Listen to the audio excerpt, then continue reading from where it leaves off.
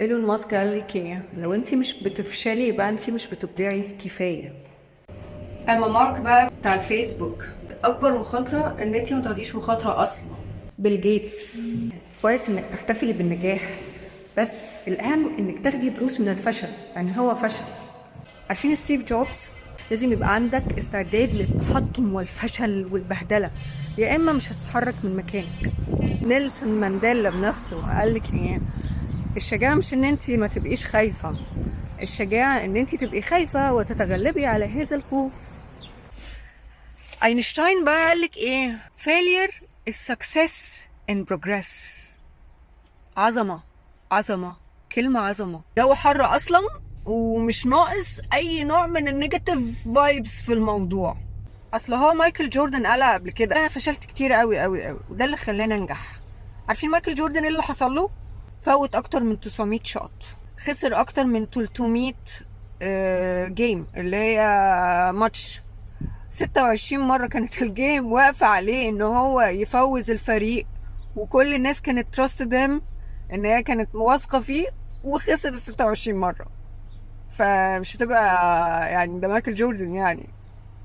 باولو كويلو، في حاجة واحدة بس ما تخليش حلمك يتحقق، وهي الخوف من الفشل. وصل بتوماس اديسون عدم اعترافه بالفشل لدرجة ايه؟ ان هو قالك انا لم افشل ولكنني قد وجدت 100,000 طريقة التي لم تشتغل، يعني اللي هي didn't work يعني. اوبرا وينفري بتقولك الفشل هو صخرة بس بتعدي عليها في طريق النجاح. يا سلام عليك يا اوبرا.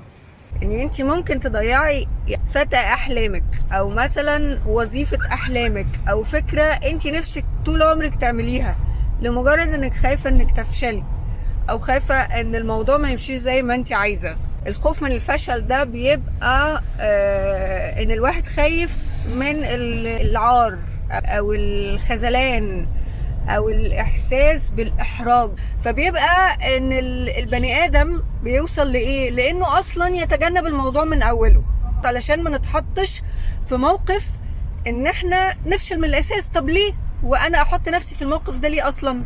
وبكده مبروك، انت احتمالية ان اي حاجة تحصل تانية سواء وحشة سواء حلوة انتهت، لان انت قطعتيها من الاساس. فالف مبروك. ده غالبا بيبقى مصاحب للناس اللي عندهم فيكسد مايند سيت، واللي بيبقوا عندهم برضو اوتوماتيك نيجاتيف ثوتس. السلبيه دي بتؤدي للشلل، انك مش عارفه تعملي حاجه، انك واقفه كده ومش عارفه مشلوله. وبرضو بتؤدي الى حاجه اسمها التدمير الذاتي، سيلف ديستراكشن. كده يبقى احنا كملنا الدايره، كده احنا مش عايزين حاجه تانية من الدنيا. وبرضو من اسباب الموضوع ده low self esteem، وعدم الثقة في النفس، والشك في قدرتك، والشك في نفسك. من السمات المصاحبة برضو للشخصية البرفكشنست، الكمال في كل حاجة. ان انا عشان اعمل حاجة لازم تبقى بيرفكت، مش 100% مليون في المية كما الكتاب قال. وطبعا اساس كل ده الافكار السلبية. دماغك شغالة على طول، مش هتقدري، مش هتعملي، مش هتوصلي، مش هتحققي، مش هتنجزي، مش اي حاجة في الدنيا. فطبعا مش محتاجة اقول لانه ده بيأثر على ايمانك واعتقادك واحساسك ان انتي هتعرفي تنجزي حاجة في حياتك. ولسه في اسباب تانية كتير، بس احنا عايزين ننجز وعايزين نعرف حل الموضوع ده ايه من الاخر. تقولي لنا بقى يا سارة نعمل ايه؟ اقول لكم تعملوا ايه؟ هاتي ورقة وقلم واكتبي ورايا ست الكل. السؤال الاول، انا خايفة من ايه؟ ايه انتي خايفة من ايه؟ انا خايفة ان انا مثلا منجحش، ان انا معرفش اوصل، ان الناس تقول عليا كذا، ان انا ملاقيش وقت، ملاقيش مجهود، معرفش اتصرف في المواقف. لما انتي بتكتبي عادي، عدم النجاح ده شيء عادي. اقعدي بقى 24 ساعة قولي لنفسك كده، تتقمصي الدور ده. لما تتقمصي الدور ده شوية وهتعيشيه وهتصدقيه وهتتحولي له. انا قلت في فيديو قبل كده fake it till you make it. if you fake it you will make it.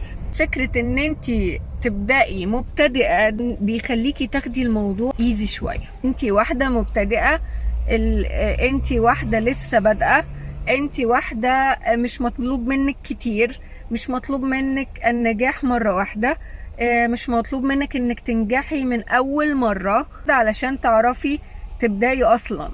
visualize الكورج، تعيشي دور الشجاعة حتى لو ما كنتيش شجاعة، تفيك انك شجاعة لغاية ما تبقي شجاعة، ولغاية ما تبقى عندك الجرأة انك تبدأي وان انت تتخلي عن الشلل اللي انت عايشة فيه.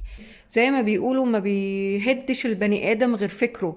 الاوفر ثينكينج از نوت حاجة سهلة بالمرة. ده بيديلك فرصة بقى ان انت تعيشي لوحدك، والاوفر ثينكينج بيزيد بس لما بتوبن اب بقى مع حد، بتبتدي تنفتحي مع حد وتتكلمي معاه وتقولي له ايه شكوكك ومخاوفك وامانيكي وامالك، الموضوع بيختلف تماما.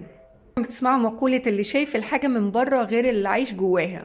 اللي عايش جواها بيبقى حاسس ان هو بيغرق، بس اللي من بره شايف ان هو بيغرق في شبر مية.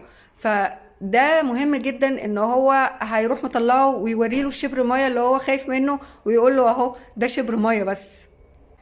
افتكري التمن اللي انت هتدفعيه لو ما حاولتيش. افتكري اللي فايتك لو انت ما بدأتيش.